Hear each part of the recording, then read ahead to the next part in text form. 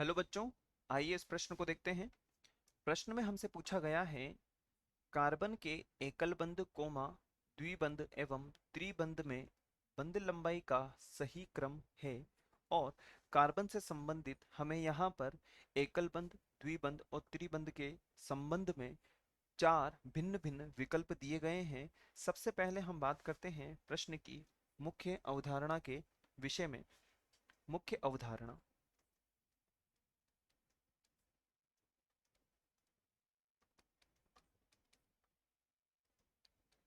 यदि हम बात करें तो हमें पता है कि यहाँ पर एकल बंध, द्विबंध और त्रिबंध के विषय में चर्चा की जा रही है। तो हम कह सकते हैं कि बंध लंबाई के क्रम पर आधारित बंध लंबाई के क्रम पर आधारित। अब हम बात करते हैं कि बंध लंबाई क्या होती है। तो हम जानते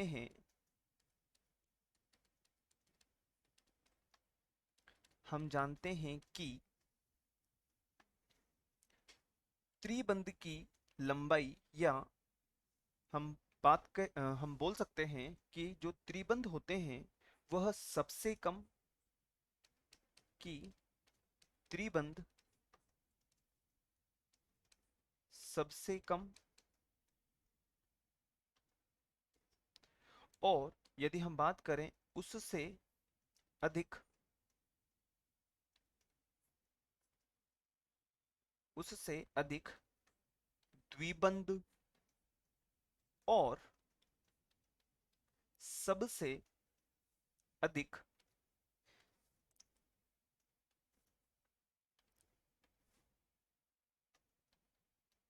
सबसे अधिक एकल बंध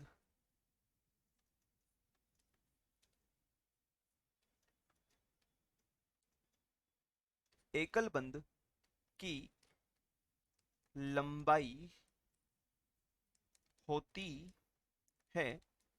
इस आधार पर यदि हम कार्बन को निरूपित करना चाहें तो कार्बन इस प्रकार से निरूपित होगा, जहां पर कार्बन त्रिबंध के साथ इस प्रकार से निरूपित होगा, परंतु इसकी लंबाई सबसे कम होगी।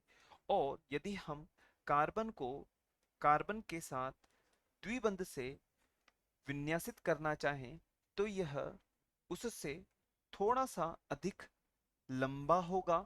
और यदि हम कार्बन को कार्बन के साथ एकल लंबाई के साथ विस्थापित करें तो यह लंबाई में सबसे अधिक होगा। तो यही हमारा वांछित उत्तर होगा। अब हम बात करते हैं विकल्प के विषय में। तो विकल्प ए दिया हुआ है, कार्बन एकल बंध कार्बन जो कि बराबर है। ऐसा हो ही नहीं सकता कि इनकी सभी की लंबाई हमेशा बराबर हो। और बी विकल्प दिया हुआ है हमें, कार्बन त्रिबंध कार्बन जो कि सबसे छोटा है। और यहाँ पर भी हमें यही दिया हुआ है, कार्बन द्विबंध के साथ में जुड़ा हुआ है और वह उससे थोड़ा बड़ा है। और यहाँ पर यदि हम कार्बन कार्बन के साथ में एकल बंध के साथ में जुड़ा हुआ है, और यही हमारा वांछित उत्तर होगा।